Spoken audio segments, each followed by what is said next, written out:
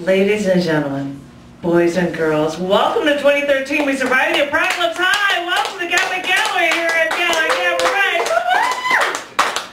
We made it back. I know a lot of people are like, I'm out of town. I'm going to see if I can make it over. And a lot of people are like, I get off work at 7:30. But because already people are piling up, I figured I'm just going to be able to start things up. So I don't have a watch, but I've done my best to time this. For the people who like the periodic table of poetry pieces, like little periodic table here. I wrote a bunch of pieces while I was traveling, so these are crazy ones, and I hope you enjoy them. I've got 4 or 5 pieces here that are short. This is number 61 on the periodic table. This is Prometheum. The end of the world just passed. Everyone thought that because the Mayans ended the calendar at 2012 winter solstice, that meant the world would end right then and there. We all waited with bated breath, in confused anticipation, not knowing if we should feel a reserved, somber mourning, a sick, ignorant, religious end-of-days excitement, or if we should feel nothing at all. Did you know that Prometheus was the titan in Greek mythology who stole fire from Mount Olympus and brought it to the humans? Maybe that fire would be the end of times. Maybe Prometheus symbolizes both the daring and the possible misuse of mankind's intellect. Maybe the Mayans' calendar wouldn't do us in, but all of our own ignorance and abusive ways would. Maybe that end-of-world feeling that we got is from that rare decay of others that only produces that very unstable you, Prometheus. But the thing is, despite your issues, despite all the ways you may do us in, from radioactivity to your emitting of X-rays, we've learned that with just a little protection, we're safe through the next calendar cycle. Now we're better prepared, and you'll be the one wondering about the end of times. Thank you.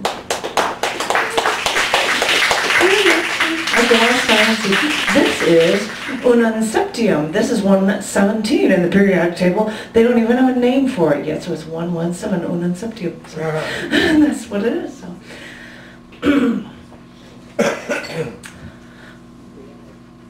I knew you were out there for years, but to get you, after toiling in my Dubna lab, we had to ask the Americans over in Tennessee if they could send us some of their wares. But years passed before I could get 22 milligrams of berkelium, so I could work in Moscow Oblast to get you in my sights.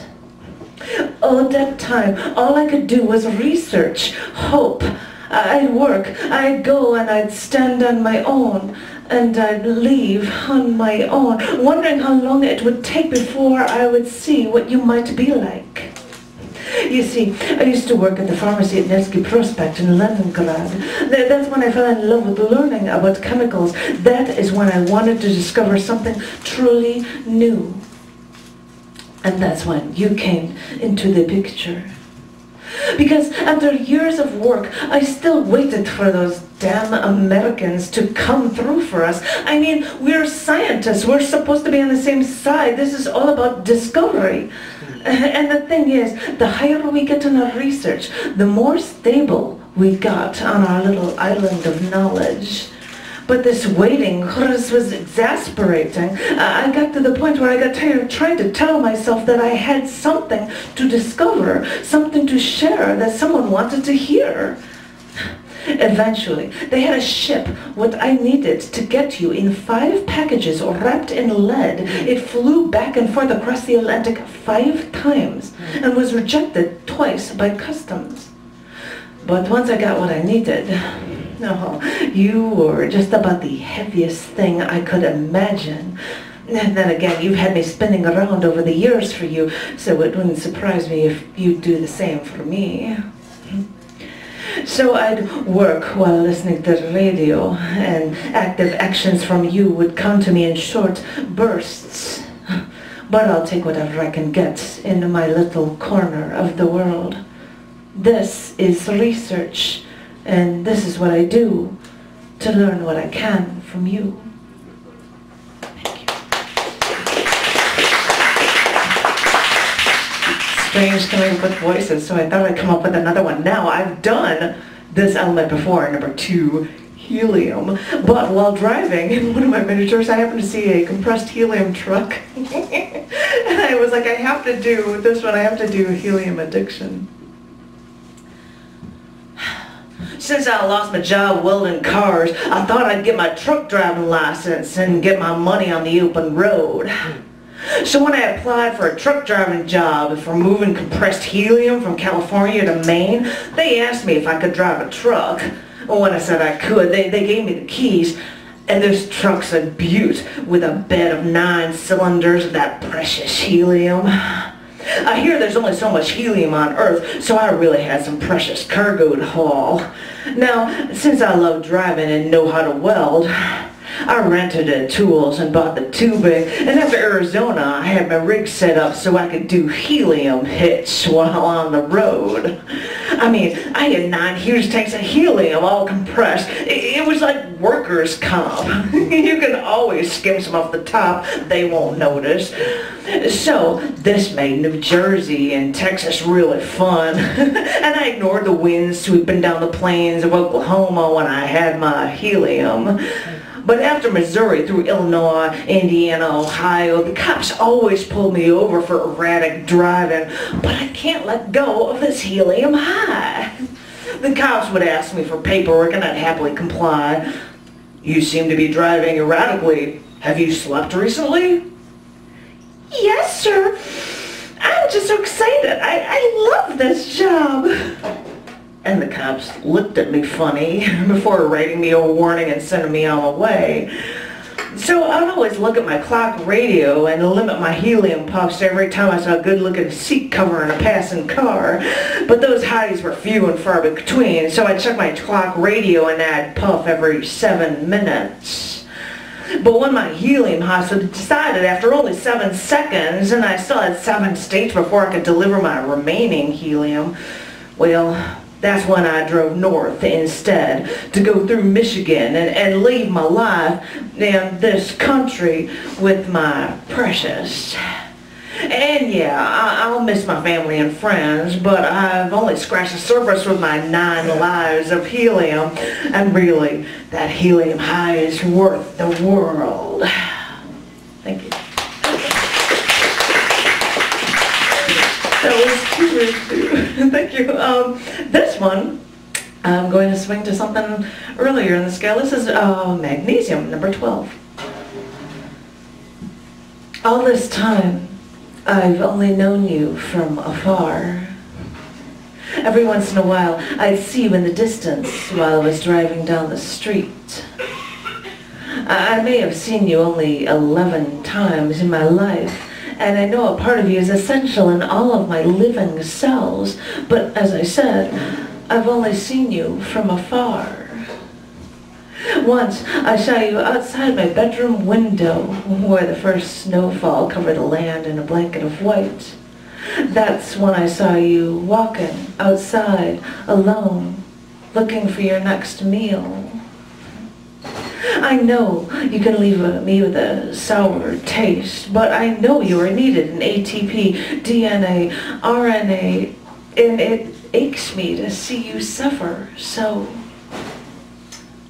I think I saw you with your children as I sat out on the balcony of a father's house. I watched you in the distance, but I didn't watch you alone. After a while, someone said to me that you looked peaceful, but at another time, they would have shot and killed you instead. As I said, I only see you from afar, so I try to learn of how you were created from such large places at temperatures higher than anything we could imagine. I tried to learn, because one day I was told to go outside, and that's when I saw you lying down among the trees, never to walk away from my home again. I've always only seen you from afar, and suddenly, as you lay there, I could see your organs shriveled and sunken in after your skin had pulled away as you wasted away. Suddenly, I could trace your capillaries, and I could also trace your rib cage, outlining your spine. I know that heat created you. I know that you're highly flammable, and I know that when you start to burn, you're impossible to stop. You firebombed in World War II, and the only way they could stop you was by dumping a dry sand on you, because you'd burn through the air. You'd even burn underwater. That's why you've been used in fireworks and in flares. That's why you've been used in illumination and flashes in photography. So they call this memento mori, I thought, when I grabbed my camera to photograph you in your final resting place. Because even though I've seen you, I've needed you, and I've known the damage you can do, I needed to photograph you right then and there. I'm sorry. I needed to photograph you this way.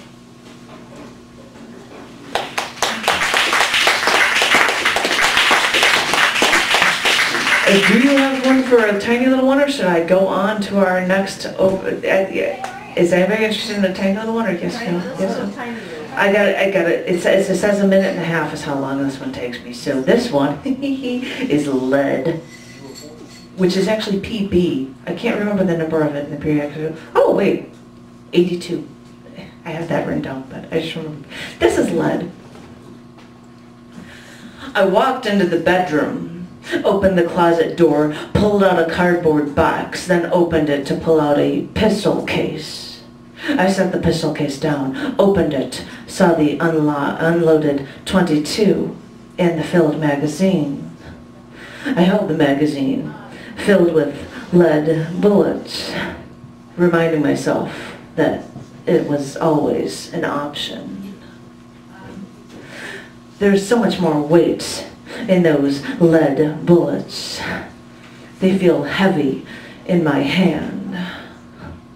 Then again, lead aprons to protect you from x-rays are heavy too. Lead is so common, used for thousands of years from the Bronze Age, pushing the Roman economy. The name for plumbing even comes from the Latin plumbum, because lead pipes were used. And after all these years, lead's not even used in lead pencils. Those writing new pencils are just a lead mock-up, I guess. Because lead comes from the decay of uranium and sometimes could be radioactive. But still, it can protect you from things like x-rays or even nuclear contamination. So yeah, it can protect you. It can also be the missile in an instrument of death. As I said, these bullets feel so heavy in my hands.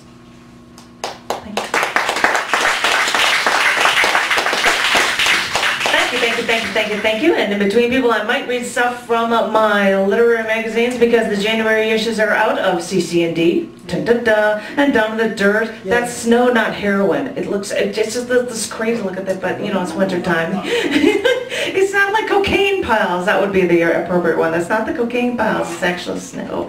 But anyway, I would like to call up my first minute guy, because us women are few and far between, as awesome as we are. Please give it up, ladies and gentlemen, for our Mr. Tom Roby.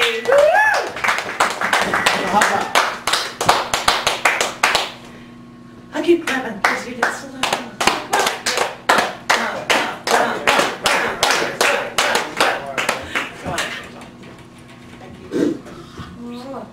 Thank you, Janet. Thank you, audience. And Happy New Year to everyone. Just looks very Christmassy out there. So, here is my new book, Pressure Points, and actually for sale. Janine and I wrote a couple of these poems. We wrote we have a series going about Marksman. Marksman is a eponymous man of our time. And this is the legend of Marksman 3. Marksman looks for a tasty garbage can. Can't find one because they all live at gated communities with packs of hungry guard dogs. Marksman is Hunger Man. Marksman marks up his copy of Das Kapital, strides to the Capitol, joins the mob that is celebrating the Haymarket riot, yells, "Power to the people!" occupies the power station, appoints Reddy Kilroy to be power broker, torches the Supreme Court as the Supremes sing "Baby Love." They are older and fatter, as is Marksman because he's eating too much lasagna. Marksman is Yo-Yo Man, walks the dog. Marksman does the dog. Marksman goes around the world. Marksman finds a girlfriend named Jenny, 20 years younger, who doesn't understand that Marksman is a marked man. Marksman becomes a sleeper agent. Marksman goes covert, does the man on the flying trapeze when he makes love to Jenny, who is 9 months pregnant with the little Marksman. Marksman rocks the baby, goes to sleep, dreams of suicide. Marksman is the boss man now, makes $1 billion a year. Marksman gets to decide who to write up, who to write down, who to write off. Marksman.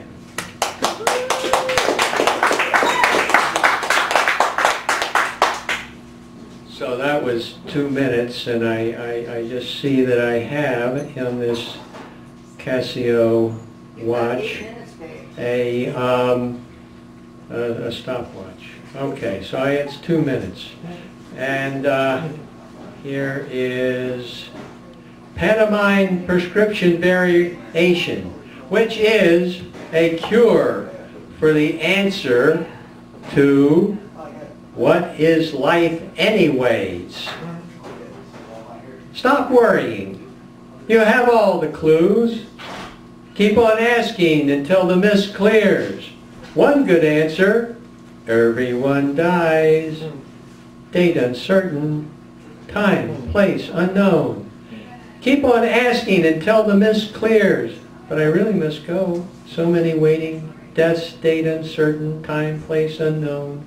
This answer isn't the answer to your question. I really must go. So many waiting, rest time is over, and I'm going slow, so slow. This answer isn't the answer to your question. Go back to sleep, the next best thing to death. Rest time is over. I'm going so slow, so slow. One good answer, everyone dies. Go back to sleep, the next best thing to death. Stop worrying. You have all the clues.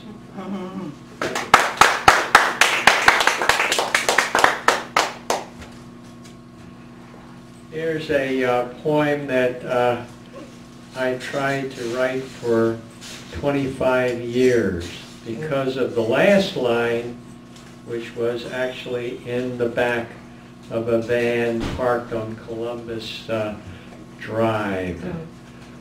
And it's Mammon's meter short sestina variation, for those of you who can't stand the long sestinas.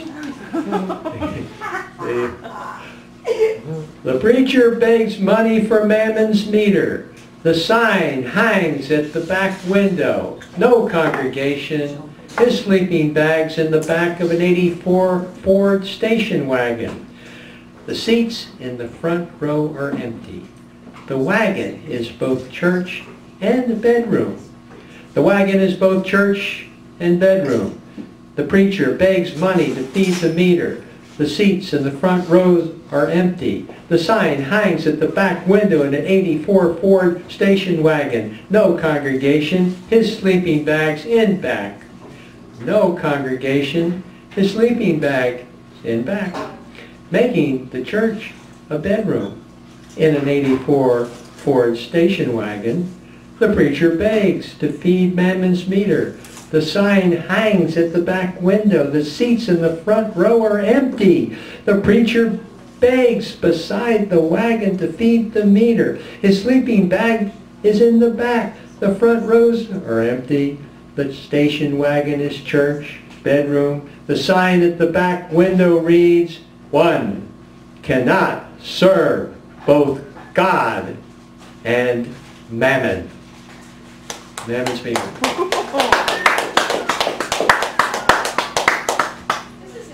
Okay, that was already, we are into 5 minutes. And here's one about one of my favorite artists, Paul Gauguin.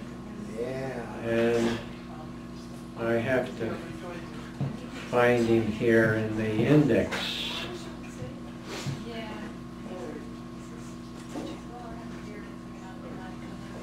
Well, he's not popping up. So, while I'm thinking where he is, here is a Tarantella Triolet.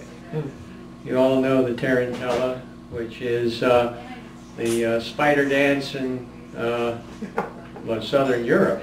And if you were bitten by the spider, then you danced that dance, and it was the cure. The dance of life is the dance of death. The dance of death is the dance of life. Dance until you run out of breath. The dance of life is the dance of death. Bump and grind while you still have breath. Fandango to the edge of the knife. The dance of life is the dance of death. The dance of death is the dance of life. Tarantella. Thank you. And now let's see if Gauguin will pop up here. Come on, Paul.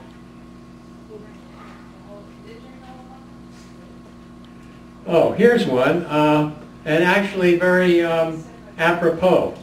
On the 12th day of Christmas, the sanitation Santa Claus slings his sack onto a garbage truck. Let me give that to you again in case it went by too fast.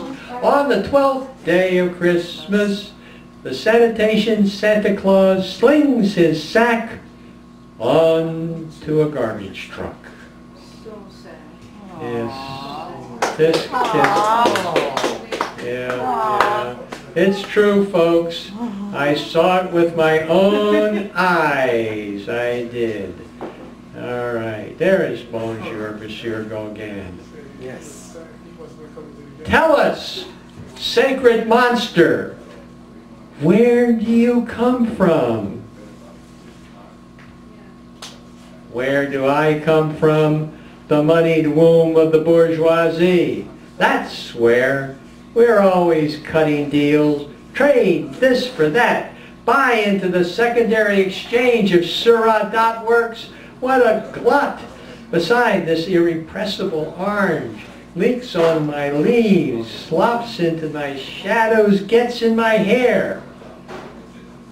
What are you then, Mr. Alienated Artist? Not a true orange, tainted with yellow, ochre, gold. Just you try to drape her in pink, give her a peach, gag her with gray. She'll never take a compliment. Leave her in, she screeches like a macaw on the line bind. Take her out, the canvas composes ice cream! So, where are you going, O romantic wanderer? I'm sailing on orange serpent's wings into my Tahitian Eve. That's where I will find the ineffable orange from which I come, the bitter orange into which I go, the incorrigible orange I am, underneath it all. Au revoir, Monsieur Gauguin.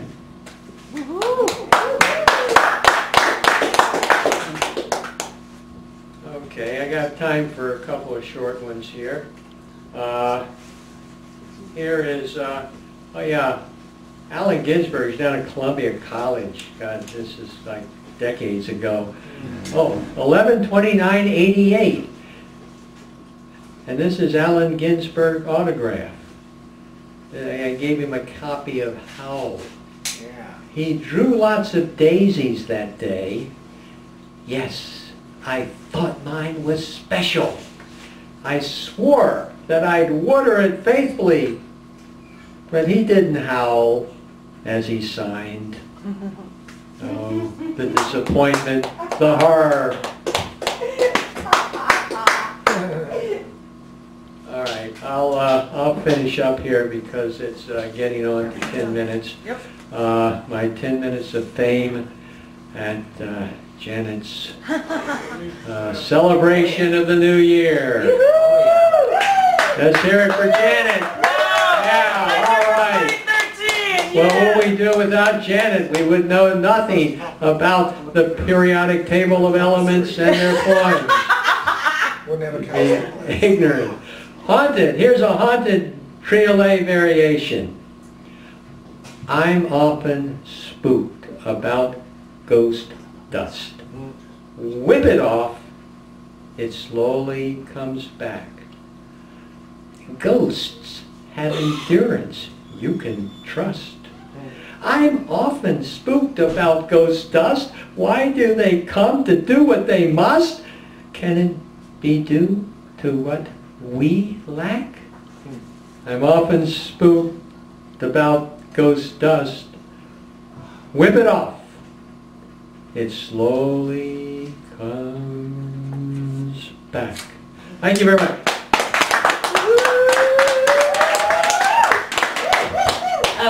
Awesome time, Ruby. I couldn't applaud more because I was busy walking up and holding the January issue Down the Dirt, which, no, it's not cocaine, it's snow. Why not? Although if you'd like to think it's cocaine, feel free. I thought I'd read a piece or two or three in between pieces. This is a piece by Marlon Jackson. I have no idea. I picked the really, really short ones. They wish to live forever. We fall like the snow on leaves in the winter, but we're children equally to the Almighty. And our names are remembered solemnly, exciting forever. Like the heavenly kingdom, I wish to be happy, dwelling endless, where the soul will be threshing. Perfect snow theme. Thank you, Marlon. Thank you. And because I don't have my list here, I think there is a newbie, which makes me double plus excited and makes me wish I could snort all my cocaine on my cover or something. I don't know where. Sorry. But I believe it was a man named James, and I think he's known as Poetic, but I think he's known as double plus awesome. So I want everybody to scream, but give it up for James. Come on up, give it up.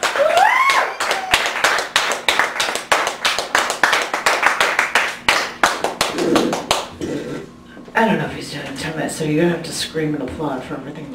Come on up here, come on. Hey, what's up, y'all? Hey, you're up. Yay! We survived the apocalypse. Ooh. My name's James, but they call me Poetry. I ain't been on the mic in a long time, so I'm gonna go off with this piece. Bigger things happen in Chicago lights. A guy drinking night train on the corner. Her girl out there trying to get her life prize. So she drinks Grey Goose hoping to get loose inside the club lot. So she meet this guy. This guy buy her Nikes and hoping that she was nicey and beat her down like Ike and Tina Turner, but that's the life. Very pricey. Gunshots fires out inside of my block lies. Mama's out there crying tears because her baby just got dropped now. What's the tools in this? Gunshots fired outside the block lights. Mama just cried because her baby just got laid on the concrete lights. So she Tape pains in the reality, never going by. Our blue lights surround the same, coming like a Christmas night. Police lights, we ask why. While brothers out there spitting they cocaine, the fumes and heroines get another itch inside their lives. They never going to be what they come into, the Chicago sometime lies. It's bitter where they come from. But we living in the realm with depression, suicide ties. Community saying towards stars, while the liquor stores open up at 12 o'clock and the rhinos realize.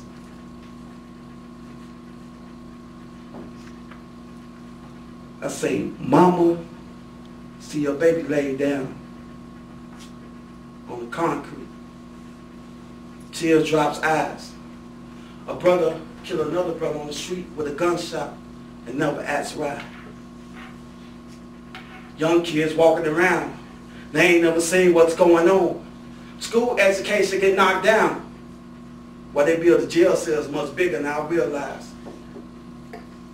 Dreadlocks and jerry curls on our block lives.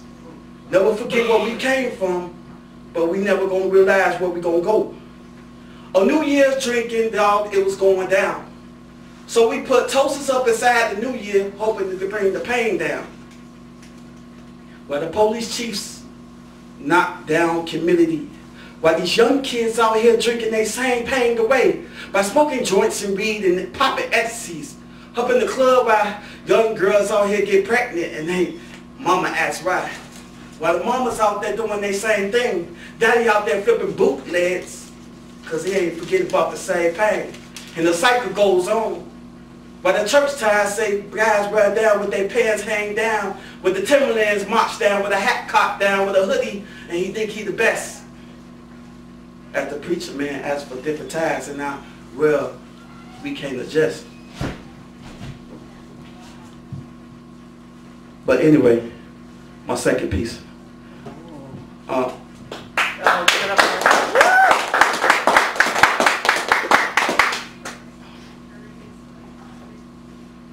In Chicago, things is going to get better, better, better. We live in words like a academic, never catching the style. Why I listen to most Def and the academic. And Kanye West got the best style I never spit, but I want to be better. Most of these rappers spit lines, but they can't spit rhymes. How they gonna say they are big about the block, but they can't spit time? While you cage up in the animal, marked down like a social security number, never gonna catch the grind, cause your grind hustles outside to think about bigger. Why you so addicted to these rims and these shinies and these chains that girls don't even miss you? Your education style ain't never been big. So that's my piece, y'all. I don't think I was loud enough. Give it up one more time for Mr. Paul and It was awesome. It's just like, I'm just going to go from memory, which, you know, I do rarely. But anyway, because I'm not going to do these from memory, I am picking another poem from Down in the Dirt. This, because I haven't read it, let's see how this goes. This is Nick Vigliera, who is doing a Drifting Sensations. The sun is intertwined with, but not behind, everything.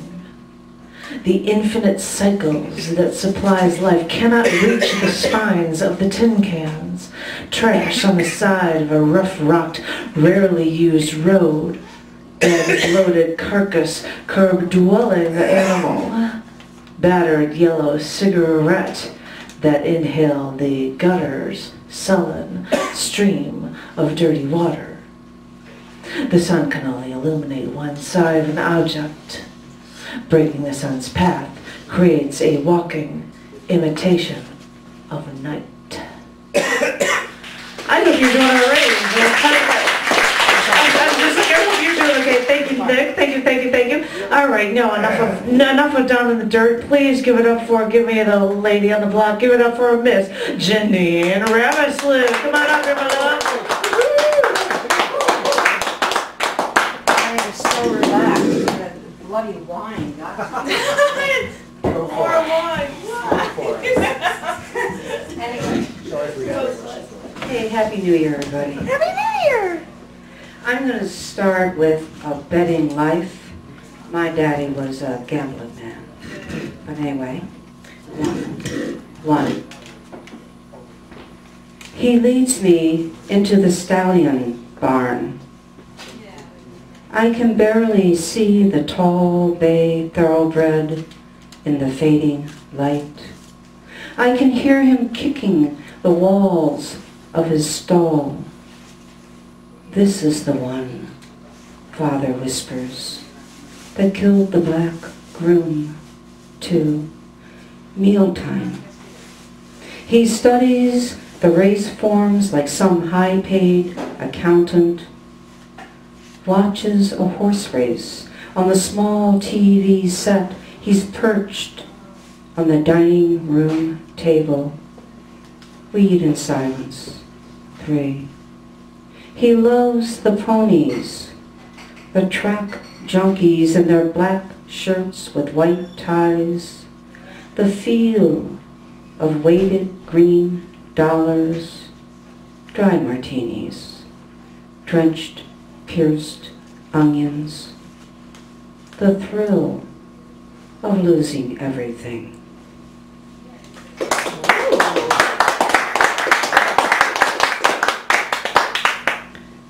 The next one is phallic sun. Phallic sun that only the insane can see. You see it. It hangs like a horse's dick over the garden boxwoods. The sandy sundial casts its 2 o'clock shadow. Sprinklers piss, hum like old sailors. Cabbage roses send up their stink that stops you like a shot. You're reminded of him, how the ice cubes groaned, clicked, when he stirred them with one finger. His breath, when he was drunk, not unlike rotting roses. Thank you. So I've done a series of poems about my father, and this is aptly titled Father. And a friend of mine said, Janine, did this really happen? So then I'll read this to you. The old magicians, clowns, seals in their oily coats have come to pay their last respects to you. White handkerchiefs, magic sticks, red shoes, yellow balls litter the floor are plumped on the anteroom chairs. Stale jokes, the sound of clapping, perfume the funereal air. It is like smoke rising here. You were the best. They all agree a magician's magician who could make anything seem.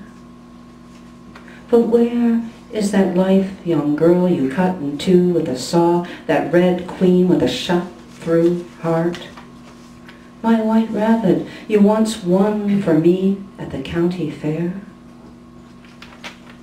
The white roses ride you, Father, like a horse blanket.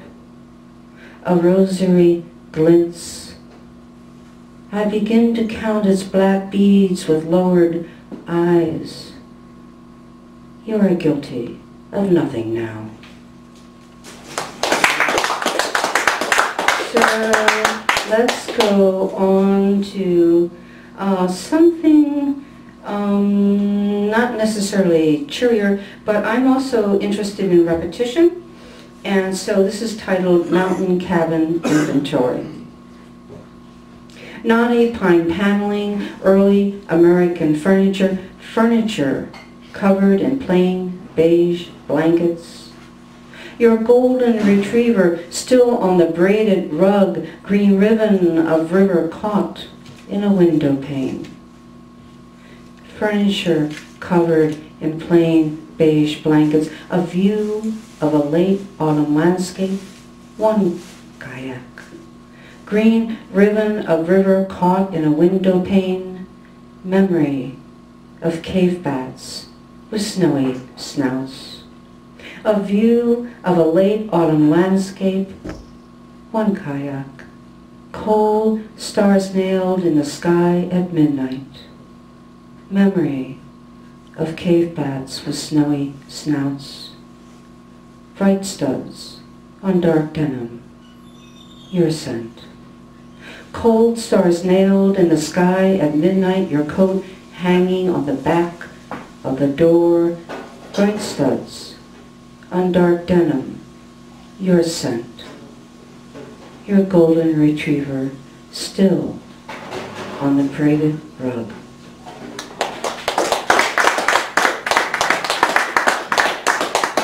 I lived in a small town for quite some time, and they used to farm their fields ugly, which means you never totally plow up the field. You leave stubble, and that holds the soil in the ground. So this is called permutation, and again it's about repetition. Snow inside the mind, snow over a field farmed ugly. Bent stalks, a few sparrows, cold chirps seeding sharp winds. Snow over a field farmed ugly, cold chirps seeding sharp winds. Snow inside the mind. Bent stalks, a few sparrows, cold chirps seeding sharp winds. Bent stalks, a few sparrows. Snow over a field farmed ugly, snow inside the mind. Bent stalks, a few sparrows, snow inside the mind. Cold chirps, seeding sharp winds, snow over a field farmed ugly. So I'll do one more, and this is titled Trapeze. A quiet moment. I live inside of it. Tick, tock. The bedroom clock on the bird's eye maple chiffonier ticks back, stops. A stuffed squirrel with one torn ear drops a nut. A half-moon's poor imitation of a moonwalk exits behind a cloud. Languid stars smile wanly from draped lacquer beds. They're smoking angel dust. Hands behind my head, I stare up at you, at us, suspended there, midair. Thank you.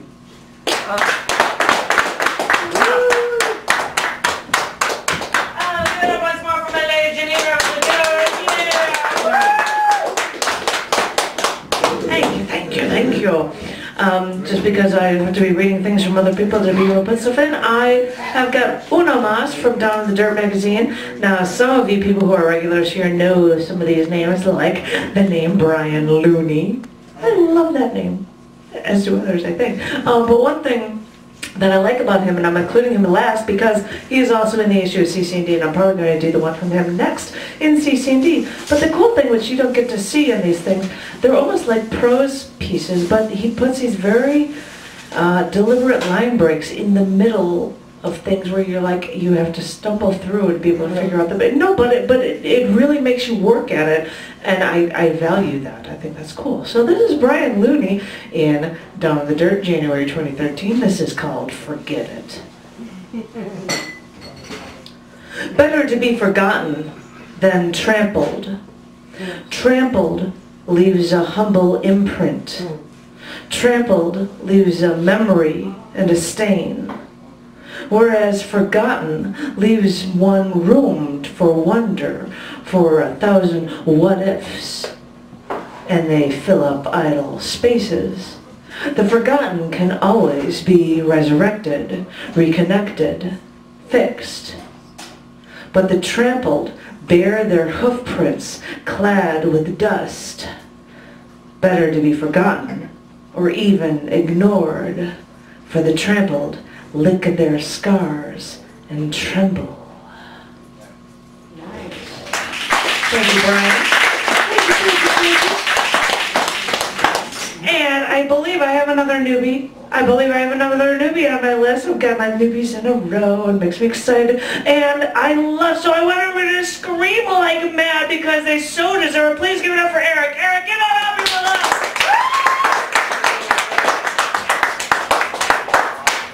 Oh, was that loud enough? Yeah, come on there, Eric. Thank you.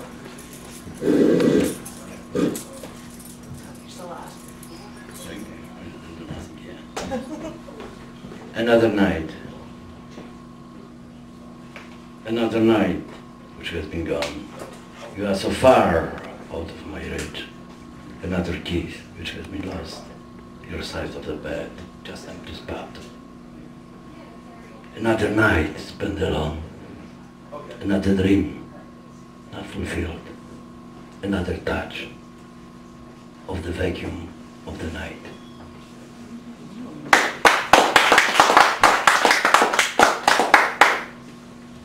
My redemption poem. You are a wild flower of an abandoned meadow, which you so cruelly left behind. Your new life will last as long as a breath of firefly. Your destiny is my candlelight. My karma is an extension of my love. The joy within your arms.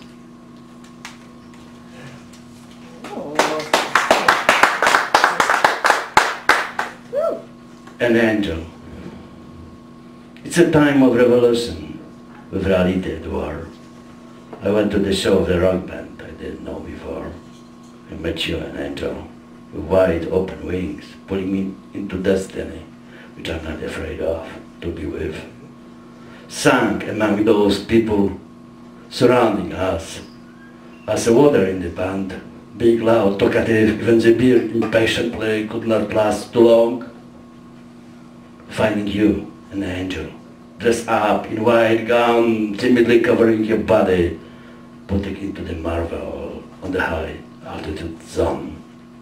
Meeting you, an earthquake, unpolluted revolution, only the dreams, the white feather erased from me, all my previous sins. Blue peaceful eyes, the river escaping out, searching for the shelter, not to be touched by an aggressive sun. Can the river escape from the sun? Go hiding? To leave behind the flowers and weeds? What about Fama, river's children so much in need? The river needs the sun, the flowers, the trees and the grass. Please think, my little angel, at least for a moment, about love and us.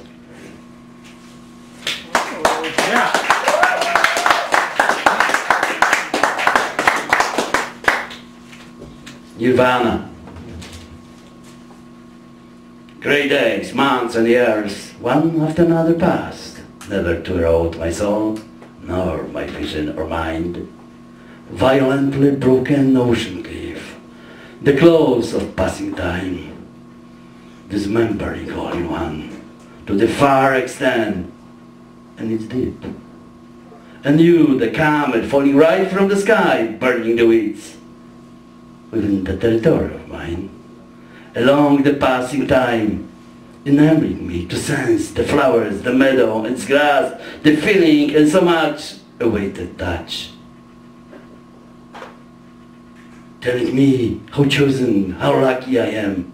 Because of you, I can touch the bloom of love again. So comforting state, my flourishing nirvana, my dreams in which I intend to stay.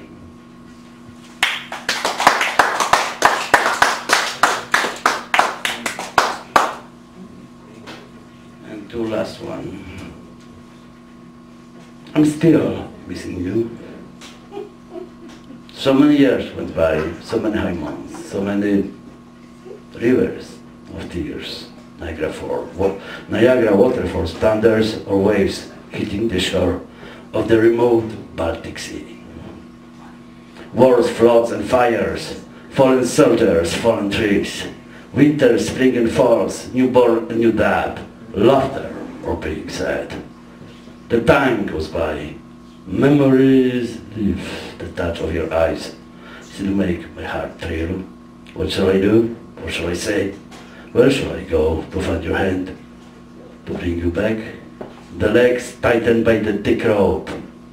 The race is on. You the sweet award to be won. Oh God, how much I'm missing you.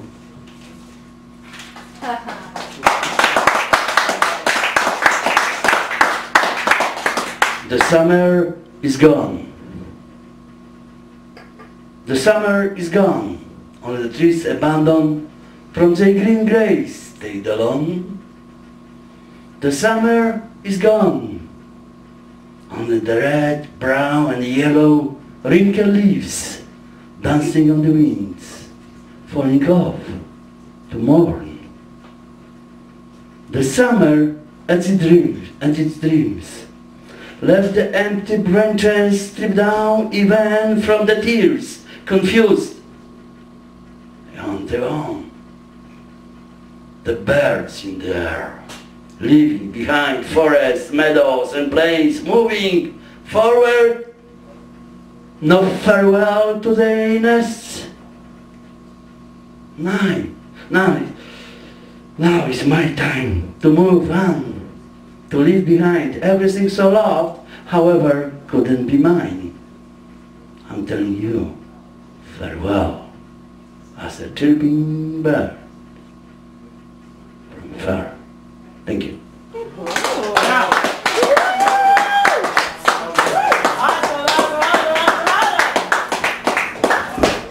You know, I have to say, just because they're newbies, give it up one more time. I've had two of this. Give it up for poetry and career. You guys are awesome.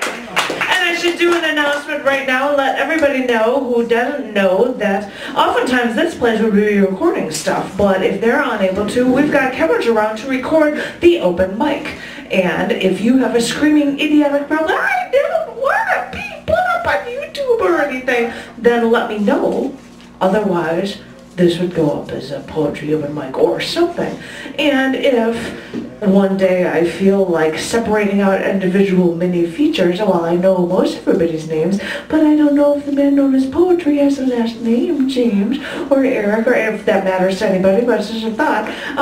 Now I'm going to quickly read a poem from CC&D magazine, so it doesn't look like cocaine, but it looks like, what does that look like to you? It looks like the root of a... Tweed. It was the root of a... Marijuana.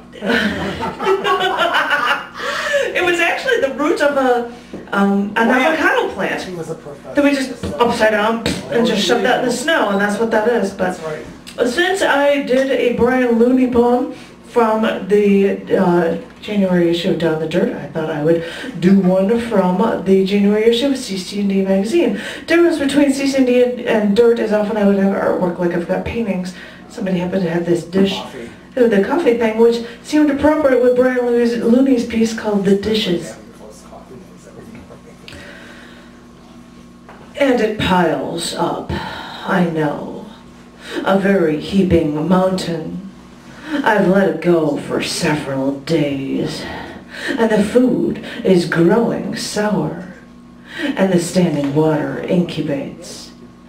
The worse it gets, the less my will, such that it's tougher now to clean it.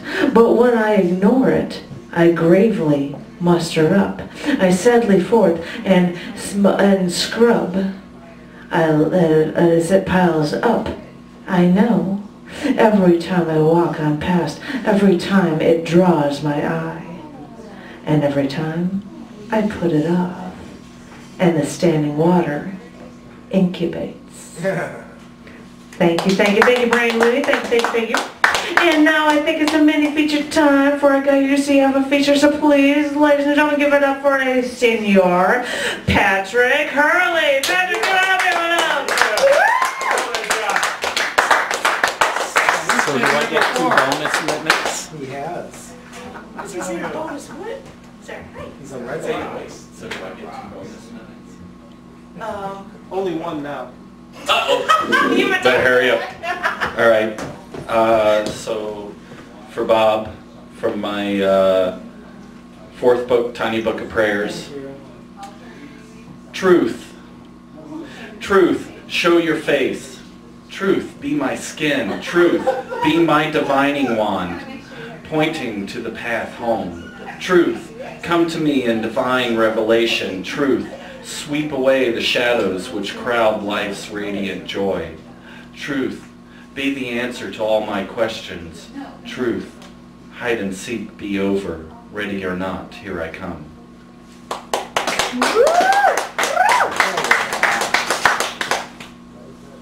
From my 3rd book, The Pain of Love and Loneliness.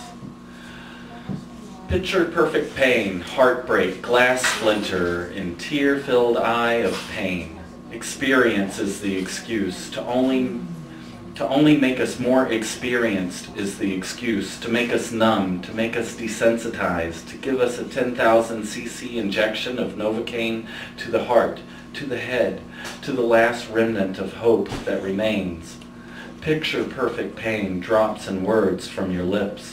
The breath of syllables forms piercing thorns into the soul, darkening the little light that shines within, darkening the sunny, late summer covered bridge picnic afternoon by the river with the bees and the water running low because of the lack of rain, darkening, no, more extinguishing the candle brightly burned on private, slow-cooked, eaten while wearing only our favorite underwear reserved for such an occasion, evening dinners.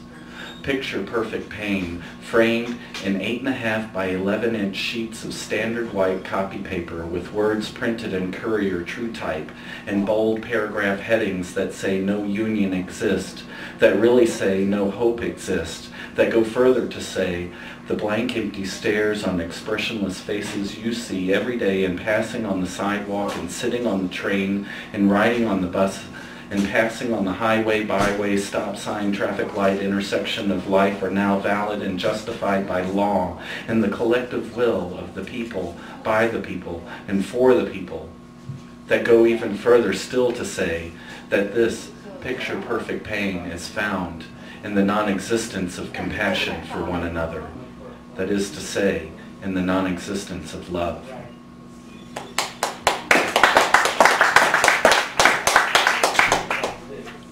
Since it's the 10-minute thing, I'll do some standards too. My heart at the bocce bar, and I won't get up on the bar this time. Between you and me, there is a glass on the bar. The din of conversations we never had but listened to in longing. There are libations beyond our capacity to imagine, and every elixir we would dare to consume in an attempt to forget who we are and imagine a dream we had. Between you and me, our years kept to ourselves and brief moments shared with our favorite toasts. There's the love we long to share and the hatred we wish to escape but share anyway in joking mannerisms. Between you and me, here, now, is the stale stench of the collected lives and longing which penetrates the back of our minds and returns with us to our hiding places. And here, now, dividing our skin are the shields we carry, the badges we adorn, displaying our successes, our failures, our tired, tired lives, reaching out cheers to our desire. Between you and me, there is nothing but the wall of fear we build to protect the little jewel within. There is nothing but the gleam of perspiration on a hungry forehead, ready for food, afraid to eat. There is nothing but the evening we share with the intention to forget, and we never do.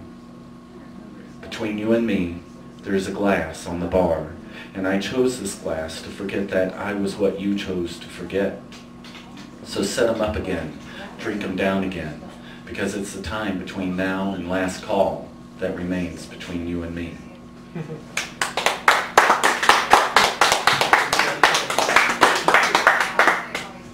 From Janet's favorite titled book, Pull Tabs and Other Things to Stick Your Fingers Through. There can be pictures and pictures like no reality. There can be beside fountains, the grass, trees, pictures not revealing. There can be marble stairs, worn spots holding water where once multiple footfalls fell, handrails holding the shine of use, sparkling broken glass on well-worn pavement, sidewalks imitating highways filled with important pedestrians always on their way, pictures holding the stone's mortar, a brief glimpse into, there can be everywhere faces and faces and faces vanishing into themselves, setting the stone forward, blasting automobile horns at crosswalks tied by don't walk, to a tiny piece of vulnerability as history's wisdom passes to the left, to the right. Blue and yellow plastic hats battle old stone with the din of steel's repetitive bop, bop, bop, bop, bop, bop. Pictures bringing grit to mouth of yesterday's importance, important no more, making way for importance. There can be pictures that will never reveal, here, now, the memory of a smile, captured within this drop of water below an eye. Have you seen the city? Yet, still before you I can report that on this day, beauty is a memory, and it's hard to get a cab in D.C.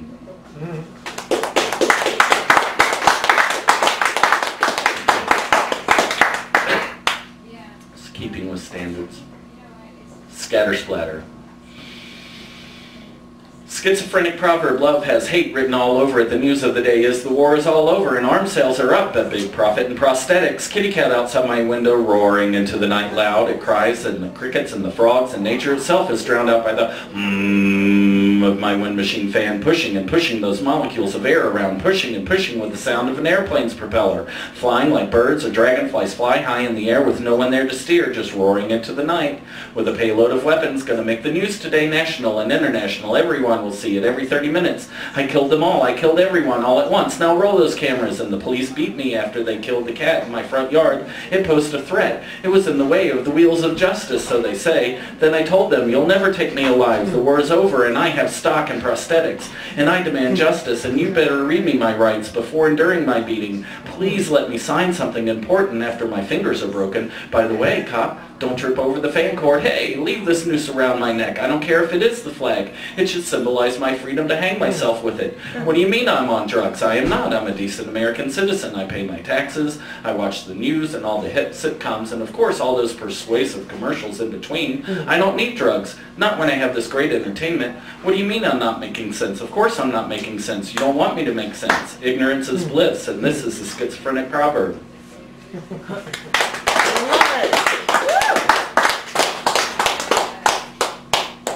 From my 8th book, Screws Fall Out, these poems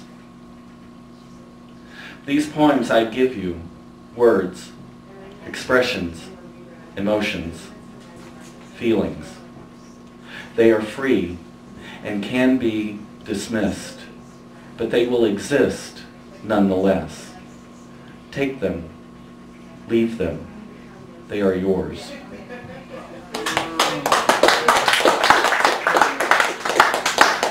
Movement of life. This life moves in ways we are unable to control, taking us through heaven and hell. You are there on the sofa and I can't touch you. You laugh at a movie, but I see you crying inside. There was love. There was life. We created life beautiful. We embodied love. And now it is spent. Now you struggle just to be my friend. This life, wrapped in past experience, past emotion, takes and takes every breath until the last. We are unable to control the outcome of our desires, of our longing. It is pointless and trivial, yet we breathe. We reach for tomorrow in hope that it will be stronger than today, that it will show us purpose, meaning, value. And each flight of the sun, flight of the moon, brings us more confirmation of our fragility.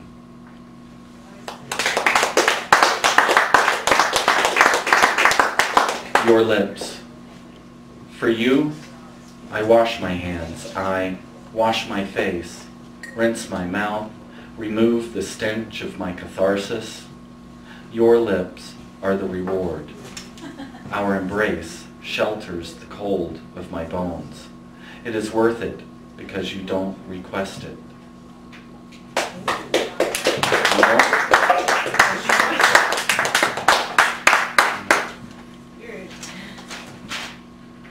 So finally, I don't have to read this one from my phone. Safe.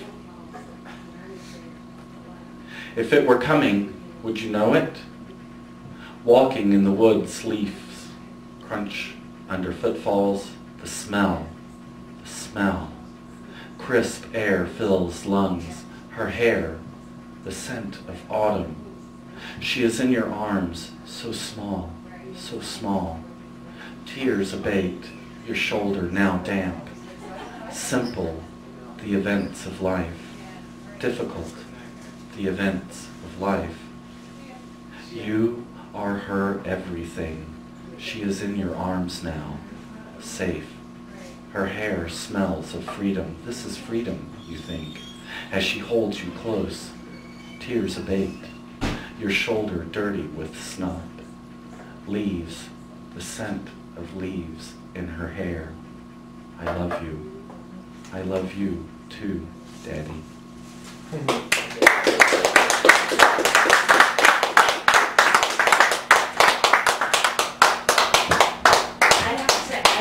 I heard that last one a lot. Thank you very much. But that one schizophrenic one, which I don't know the title of, I've heard it before. Scatter something? What? Scatter splatter. Scatter splatter. You know, if you email that unto me, it could appear in a future issue of CCND Magazine. Glossy cover. It would be on a website. Just saying how he wanted to have a poem. How come you never asked him to have a poem? He'd love to do that. I'm pretty sure. Well, scatter splatter. Send it unto me, and it could appear in an issue. Ooh, sorry, I have to say it like that. I don't know what that means. But anybody can submit writing. For CCND Magazine, it's CCANDD96@scars.tv. Or find a way to get a hold of me, Janet Kuypers, and anywhere. But I'm going to read another poem. This one is by Simon Perchik, P-E-R-C-H-I-K. And this is untitled, and you wonder why I would have untitled graves. I put a word with it because a lot of times people would send untitled poems to me, and if I would accept them for publication, and I have multiple untitled pieces, we also not only publish them here, but we also have a webpage where your poem will appear. We've got a writing section. People like Janine Ravisloot or GPA or Tom Roby or Yamaba Rasko, who is actually going to be the next reader of tonight, or Jen, yeah, go over there. You could actually look and say, hey, I'm going to search by my name and see my writing over there. Yeah, guess what? That's the most popular site version of the site. Hey, I've been published and here's my writing. So I put things like, untitled graves so that you know what it is about. This is Simon Perchik. Here's the poem. These graves listen to you, though they lean too far, half side to side, half taking hold of your spine, blinded in front by sunlight, in back by its endless bending down, as if together these bones would steady you. In times you limp, disappear already in small stones buried here, there, in the open to tell you what happened. Simon, thank you, thank you, thank you. Now I'm going to have to call my handy dandy ultra wonderful sidekick, which I didn't even get to see last week because he hosted it here and I couldn't be here for it. So please give it up for the Bobster himself. Give it up for Bob Rashko. I don't think that was enough applause for the bouncer.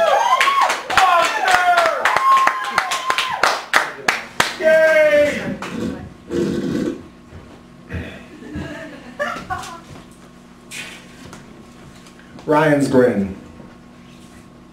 It makes my night. I'm giggling like a little schoolgirl as soon as I step off the Foster bus. Look out, world! Look out, Ryan, here I come. I'm getting through my lonely evening on your happy, happy smile. You, the performer, the dude who knows me, who doesn't care if the bus knows him, or if they do, that he knows me. You, Ryan, Hercules of the real. Thank you for giving me strength to feel real, to feel more like myself, to laugh like a hyena, like a clown, mad and free in a birthday tree, and to laugh and yell so merrily, and to have my last epiphany.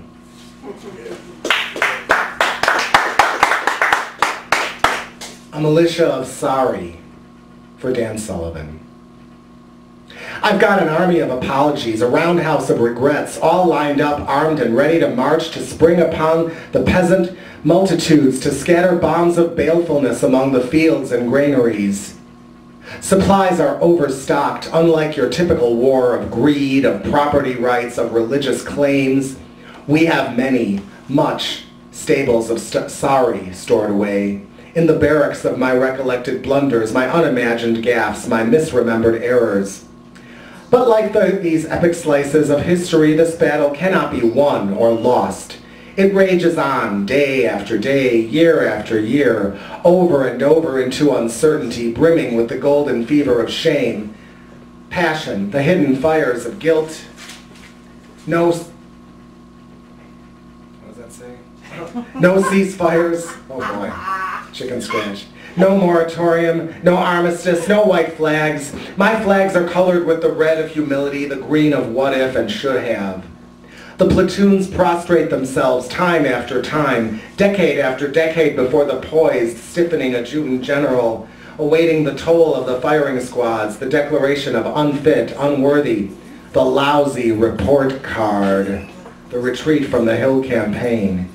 He balances the scale of mercy in his trembling hand. Back and forth it goes, 1 minute to the next, back and forth, back and forth, back and forth.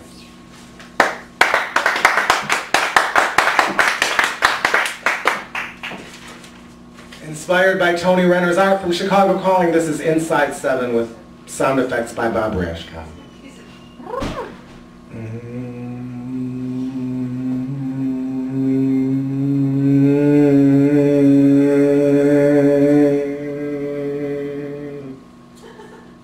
Oh, cubicle, cubicle, boardwalk, taffy, ice, finds its greeter, please insert coins, enter through plastic tube, airspace, your guide, don an adjust life suit, proceed toward soft white blobs.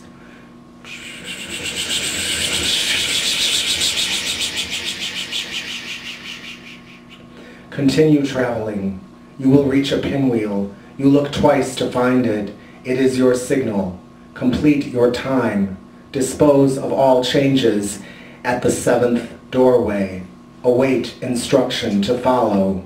Reclaim your pennies. Soon, for what you're worth. Be ready for base 8. Thank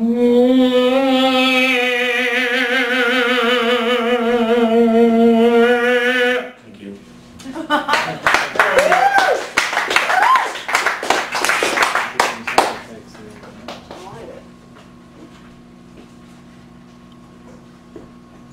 Oh, okay. This isn't by me. This is a song lyric. Another time, you'll see my face when you're not looking and turn to me to blindly ask what's on my mind. Another time, you'll find me in a game and ask if you can stay and play along, but another time has come and already gone. Another time, you'll find a way to answer all the questions in my eyes. I don't have it all here. Another time you'll lift your head and see a sky that beckons you to try your wings at last, but another time has come. Another time has passed. Another time your heart will sing the music that I'm hearing, because by then we'll have the love that now I'm only dreaming. Another time you'll be the one who sheds the light I know, was only shed in death, but you'll understand another time, so I guess I'll save my breath another time.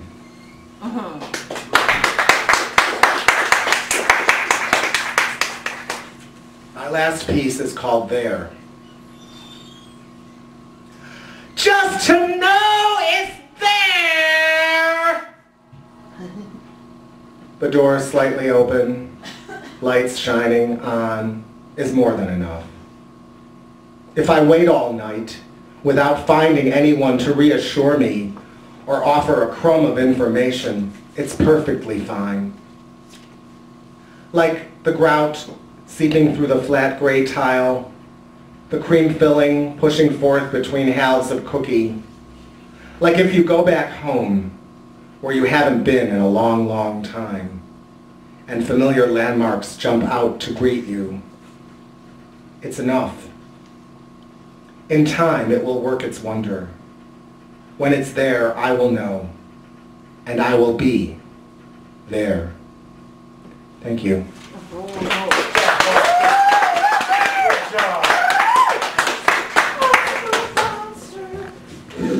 I've been singing Awesome Bobster. That's my issue.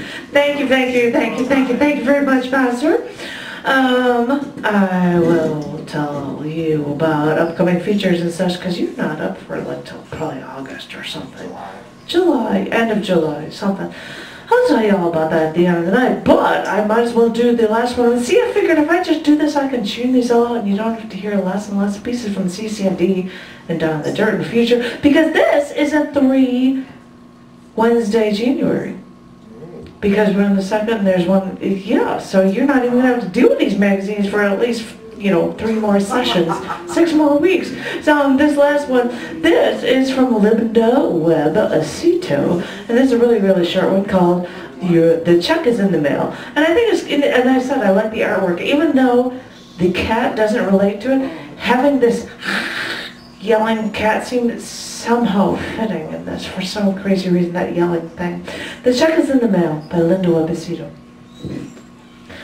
Shouldn't mother love trump madness, the venom, virtue through fear? Still, memories burn. You get the hissing cat, nurture over fear, exactly. I believe I've got somebody that I'm gonna going on the tour of people who host open mics, and I can't see because of my crazy stage lights. Is he just strolling up now? I think he might be. I would love to hear, because he does it every month, that he does shows at Let Them Eat Chocolate, because if you can't OD on liquor, you might as well OD on chocolate, because these are, yeah, exactly. So please, and he's already jumping up and down, he's ready for it. Please give it up for GPA. Come on, happy fellows.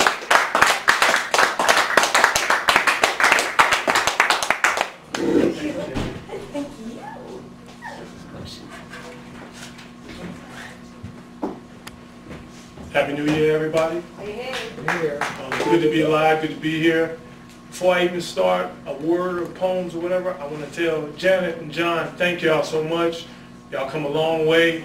Y'all open up this place and set up and tape and do all that stuff with people. There's nothing in it for you except for y'all love and doing it. Thank you. All right? Appreciate it. Let's set my timer. Set my timer right here. We got the timer here. Okay. 8:32. Cool. And the poetry begins now. I'm sick and tired of being asked the same question over and over, everywhere I go. Why are you single? Why are you by yourself? Surely someone likes you. Surely someone wants to be with you. And I've decided to answer the question. The reason I am single, the reason I don't have a girlfriend, well, he is the reason I don't have a girlfriend. That's right, I said he. Because I would rather spend 30 seconds with him than 24 hours with her. I like his company more than I like her company. So every now and then, well, most often, the same days at the same time, or different days at the different times, we meet. Because in this type of lifestyle, you have to be somewhat clandestine. And so we do. And wherever that appointed place and appointed time is, He comes from his direction, I come from mine. And we sort of saunter towards each other, you know, with that bashful hands behind your back, sort of swaying back and forth because, you know, it's that puppy love even though we're grown men. And we're always happy to see each other. And then when we embrace, I put my arms around him and bear hug him and he reciprocates. And, well, I've hugged plenty of women in my life. But their embraces never felt as warm and comforting, as strong and fiercely passionate like his. And I don't want to let go. And neither does he. But in most things like that, when it comes from tokens of affection, you have to. So we do. We sit and have dialogue, and I listen. And he doesn't go blah, blah, blah, blah, blah, blah, blah, blah. He has enlightening and stimulating things to say to me. And I listen, and I feel myself so privileged to have my ears receiving what's coming out of his mouth. And then he asks me what I think, paying me the highest compliment, as if I could tell him anything of equal value. But he listens and he nods and he taps my hand and smiles. And then that time comes, you know, that time where our faces are a foot apart, and then there's 6 inches, and then there are 3 inches, and there are no inches. There are no spaces between us at all, and we kiss. And it's electric. I can feel the shock going through me. And I've kissed plenty of women in my lifetime. This is true. But their kiss has never felt like his. It's never opened my mind up to the possibilities. And in most situations of tokens of affection, you have to stop, but Lord knows I don't want to. And most things in the clandestine nature, you have to end and go back to your regular lifestyle. Because sometimes no one can know. And that time comes and we're reluctant. Neither one of us wants to leave. So we do like teenagers do on the phone. You hang up first. No, you hang up first. No, no, no, you hang up first. It always winds up with me leaving. But the funny thing about when I leave him, he always winds up coming with me, because I guess that's what happens when you leave the reflection in the mirror. See, he is the reason I don't have a girlfriend, and I am he, because I'm conceited. My poem.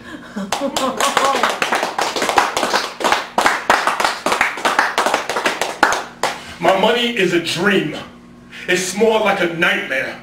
It's not a reality. It's more like fantasy, because it doesn't exist. Because if it did, family and friends wouldn't feel uncomfortable coming to my home. And when I ask them why, they tell me it's because I don't have heat, light, or cable on. And I love to call or text people or get on Facebook or Twitter or Instagram, but AT&T and Sprint have decided to cut off both of my phones. And I am alone. And in the millennium, it is very difficult to date, court, do anything with a woman when a bus pass or walking is your only transportation. You don't get very far. And that's because I can't afford to pay Mayor Rahm in the city of Chicago to get the boot off my car. And these are the words that I said to Teresa, the bank teller at Chase on 63rd and Western. And the look of stupefaction was plain on her face. And so I handed her the note to give her some clarification. And as she read the note silently, I read it aloud, and it said this: ignore all the die packs. Put all the money in the drawers in the plastic bag that I'm about to hand you. Make no noises. Yes, this is a stick-up. As Teresa hurriedly put the money in the bag and no die packs like I had instructed, she looked up at me. Her face, of course, was full of consternation. Her eyes started to well with tears, and she had the audacity to ask me, why was I doing this? When she reached the bag out, I snatched it, and before I left, I looked at her like she was the stupidest person on the earth, and I said, because I'm broke. My poem.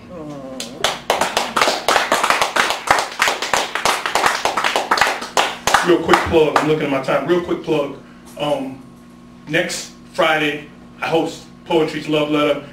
We've started this year having double features. I like the way that sounds. Double features. We've got the phenomenal Esteban Colon and the irascible Sid Yiddish. So you can just kind of figure that out and see what it is. That's next Friday. Let them eat chocolate, 5306 North Damon. Back to the poetry.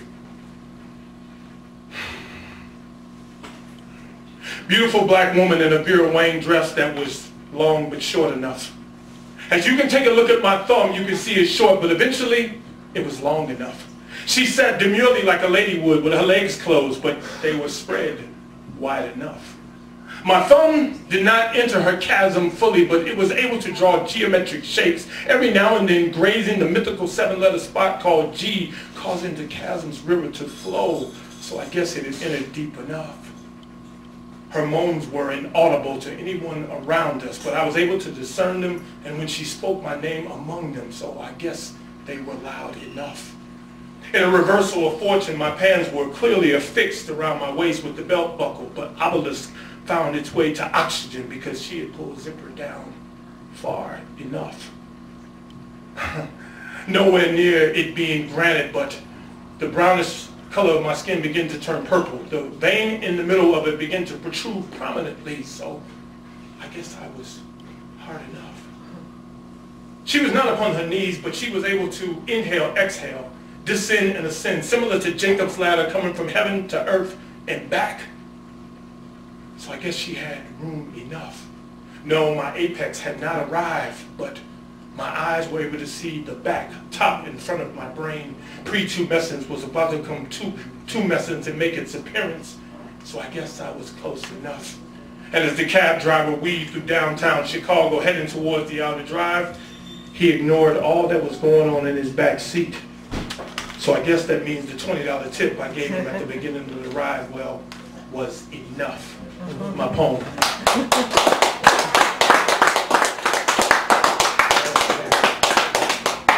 All right, let's see if I can get this in. I went to Weeds a couple of weeks ago, and had first time there, and they heard about me, and they made fun of my name, Grateful Alive, blah, blah, blah. And then I shut the place down. And this is the poem I did it with. I am the monster under the bed. I am the boogeyman hiding in the closet. Except when you come to verify my existence with your friends, I am not there. And when you come back to retrieve your coat, I am there in the darkness, fangs hanging from my mouth, saliva dripping from them, glistening because I am ravenous and I wish to devour you. I am Jason Voorhees, Michael Myers, Freddy Krueger, Pennywise, and all those characters that are evil that you think you can vanquish, but all they do is write another book, make another movie sequel, and I just come back. I am the Hooded Claw, Lex Luthor, Grodd the Gorilla. All the cartoon characters, Riff Raff, Simon Boss, Sinister, and the heroes that fight against them, and this exemplifies the constant battle between good and evil. And these are metaphors of permanence to show what I truly am. Because I am Beelzebub, standing in hell, looking up towards heaven, angry at the Father for having cast him out. And I am God, and his disappointment looking down, realizing he had no choice but to do so. I am racist ideology and all the practitioners of that ideology and all the freedom fighters who live, breathe, died, sweat, bled to go against them. I am the bully, the bullied, and the bullied who finally decided to stand up to the bully. And if it makes any sense, I am Debo, I am Red and all his friends, and Craig, who finally said, enough is enough in our neighborhood. And these are metaphors of permanence for what I truly am. For I am an addict. But there are no pipes, there are no bottles, there are no needles, there are no blunts. There is simply me, going to different open mics, signing up under assumed names so no one knows who I am until they finally say, hey, isn't that him? And taking my 3 to 5 minutes and performing like I'm the feature. I am the same addict who goes on Facebook, and even though I'm 4 or 5 books in, several awards, I give away poetry freely just so somebody can read it. I am that invitation that comes in the mail, and it comes to the unexpected recipient who becomes excited, who shaves his head, shaves his face because he's been invited to a grand gala. And at the gala, you should see the people there. In one corner, there's Keats, Wordsworth, and Blake. In another corner, there's Nikki Giovanni, Langston Hughes. And in another corner, there's Brownie, Audre Lorde. And heading towards me is this gray-haired lady. And I bow my head in reverence as Maya Angelou speaks and said, my child, welcome home. And the metaphors of permanence have come to their end because I realize my purpose. I am no longer lost. I will not die because I am immortal, because I am a poet. My poem.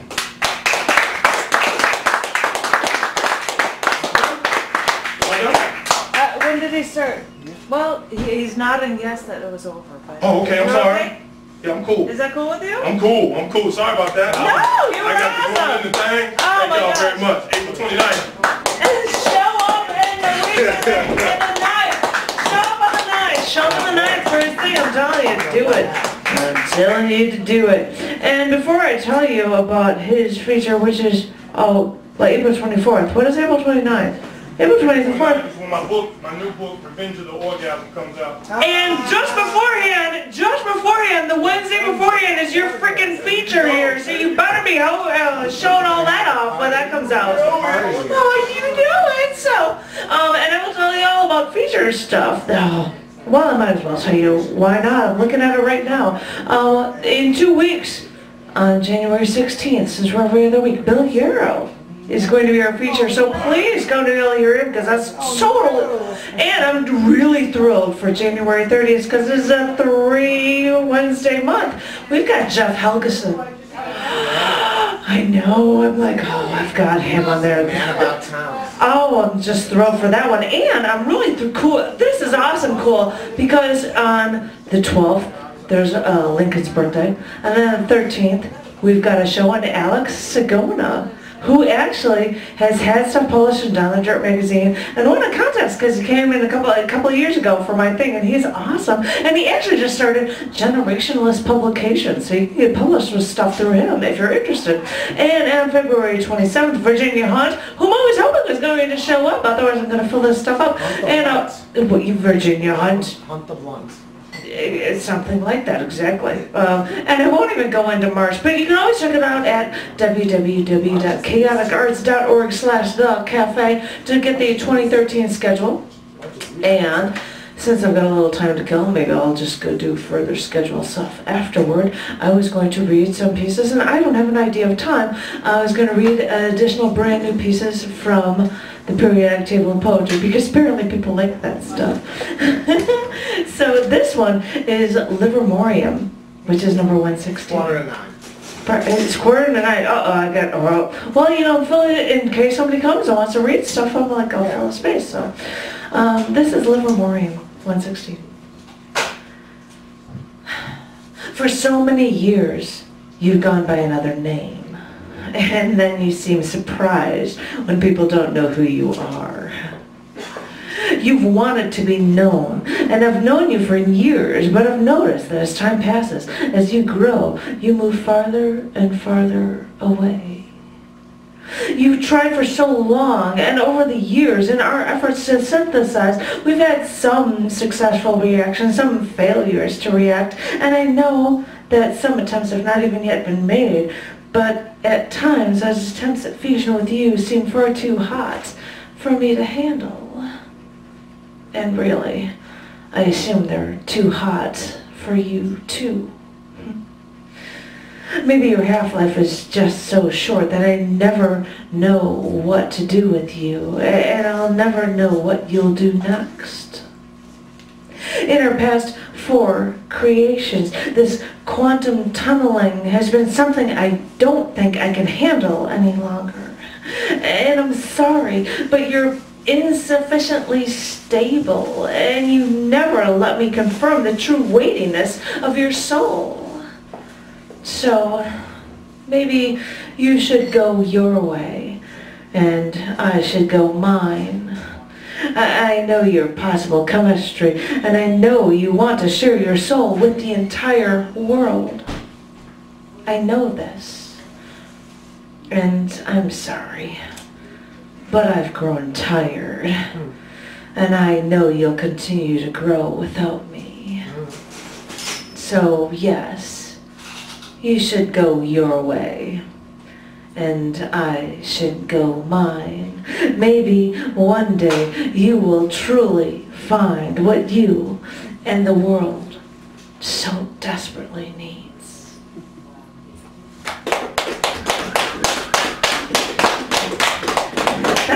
Thank you.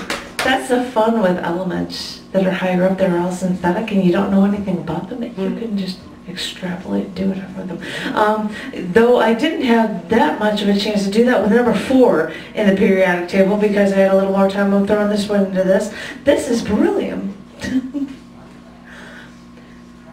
I've wanted you with me. I've paid for fragments of you, spending what I could at the Gem and Jewelry Show for years, because all I could afford of you was aquamarine glimmers of you, blue like the endless sky above. In that aquamarine sky above, I'd see you in high-speed aircraft. I'd see the universe with your space vehicles, even travel the information superhighway in your communication satellites before you try to bombard me with your missiles. I've needed you with me because I hear that you make things stronger, and I've needed that for so long. For so many years, I've needed that. And when I found someone that dated me for years and I thought I had a future with, I took him with me to get your green brilliance, wrap you around my neck, wrap you around my finger, frame you in diamonds and gold. I'll do whatever I could to get you. Your emerald brilliance, your aquamarine brilliance is what draws me to you. Still, I know it's irrational, my desire for you.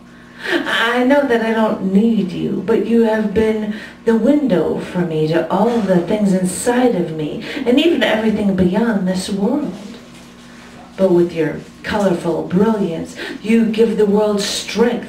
You help me see everything truly inside of me, help me communicate with the world, even help me beyond the confines of this world. When I lay it all out for you this way, you have to understand my desire for you. I know doctors say I don't need you, but in a way, I do. So I just wanted you to understand my seemingly irrational need.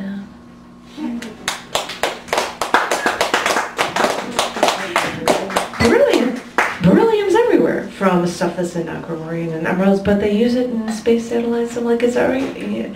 And they use it in X-rays and stuff. So I was like, I don't need you, but I might. So this, John over there liked. This is number 85, and this is why I'm sharing it with you. This is estatine. Everything shatters with you, you know.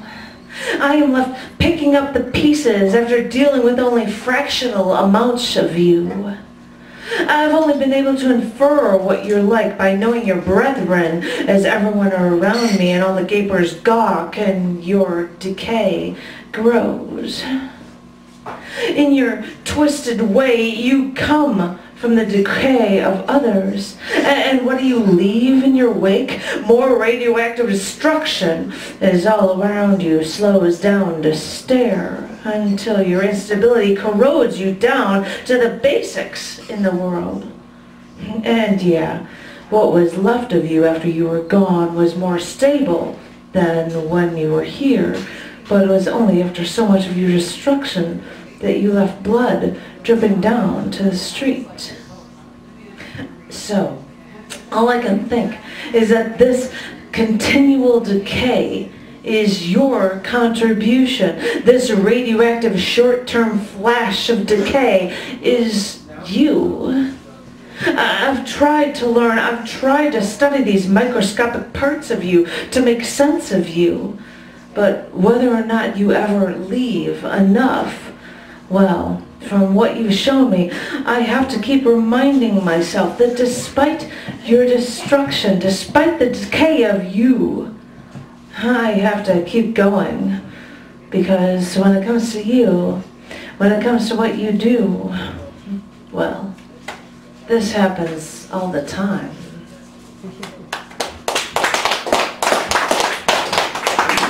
Thanks. This one, I'll see what you guys think of it. This is francium. This is number 87 in the periodic table. Thinking of you, I'm reminded of someone taking his mother's guns and killing her in an elementary school, and then taking out 20 children, then 5 more adults before taking his own life. Remembering your destructive ways reminds me of going to a movie on opening night before someone walks in cloaked in dark clothes, setting off smoke bombs before killing anyone he could. Your metallic personality and your radioactive ways, you decayed anything you touched. So you wonder why I correlate you with any and all destruction. The way you'd be the instrument of death by slamming so much fuel, so much metal, so much life into the tallest building you could find, killing anything that crossed your path. And yeah, I'd correlate you with the government claiming to play nice while you helped over 80 faithful followers disintegrate in a fiery cataclysm. I've seen what you can do, and I can't help but make the connections. In such a short burst of time, you've killed 7 in a Sheikh temple. I've never seen you for long enough, but I think I can know what you might be like in bulk. But as I said, I've only seen you in these short bursts. But oh, what you've done in those short bursts. I think it's funny how you unintentionally chose Hitler's birthday to kill 13 teens, injure over 20 more on an average, otherwise, school day.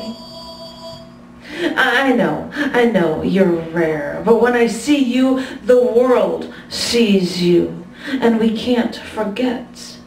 I know it's such a little amount of you that exists at any time throughout the entirety of the earth, and I know others have tried to create you synthetically to try to learn from you, but those amounts have still been too small to make any difference. It's sad that this is the way you normally are. Your instability makes me think that you just can't be real. And I know that your rampages usually last no more than 20, maybe as long as 22 minutes. I'm just afraid that you are becoming more and more common in life. After all of these years, you have always been rare. But your repeated appearances in our lives scare me. I know that with you, everything falls apart so suddenly, so quickly, so violently.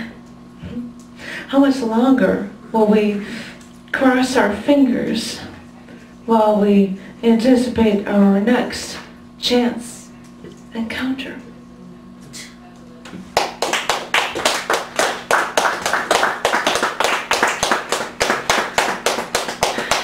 It was like, I don't know if this is going. Is there anybody that wanted to read something? I want to make sure. And how are we on time? Mr. Timekeeper, who is just staring at it. 8:57. 8:57. Then I'm just going to end it on this one. This one is somebody that I've heard somebody likes. Dysprosium. This is the all screwed up way of making a poetry. This is dysprosium. This is number 66 in the periodic table. All right. I knew I could cut through you like a knife, but you were always difficult to get at. With you, I couldn't get my fingers wet while I wore surgical gloves in my searches for you. I couldn't feel what I was doing when I was looking for you, but I kept looking because you had the highest magnetic strength of anything I had ever dealt with in my life. You drew me to you. I couldn't help it. I know you're not free, and the thing is, you've always tried to bring along some of your mineral compatriots whenever we tried the chance to meet. And still, I'd have to search the world for you, go to the other side of the planet, because I swear I thought you were worth so much more than all the weight in China. I couldn't help it. You would put a whole new light on everything after you hit me with your laser-like intensity. As I said, you had this magnetic effect on me. You're rare, and I couldn't help it. I should have known that if you got close, and if I got the chance to breathe you in, you would probably be an explosive hazard to me. I should have known that what we had could be ignited by the sparks we would make. But as I said, I couldn't help it. Even if you cause this spark, even if you cause this explosive reaction, I still would have to come back. Because no matter what, the burning I feel for you doesn't last as long as you do. You burn readily, but you're hard to get. So I'm waiting for that next chance to feel those reactions with you again. Thank you. Yeah. Thank you. And I said some things already, but if I'm going to stretch it into March, I know that March 13th has Janine Ramsloot as a feature here. Yay. Give it up for Janine. And March 27th is Tom Roby. April 10th has Con Campbell, the soft-spoken poet. And guess what? Right before his book release on April 24th, we've got GPA as a feature. We've got Shirley Newman on May 8th. I'm just going to tell you more and more stuff. Start showing up again? I've heard from him that he's just like, I don't want to go to things anymore. That he'll peer up. No, I'm not saying anything about that. But you know, he ran this thing for so long. He's probably just like, I'm gonna let that go, but I'm gonna come here when I can. And so give it up for Shirley Newman because he is double plus awesome, as are all of you. So I want to thank each and every one of you. I hope I will see you in 2 weeks. If you need anything for future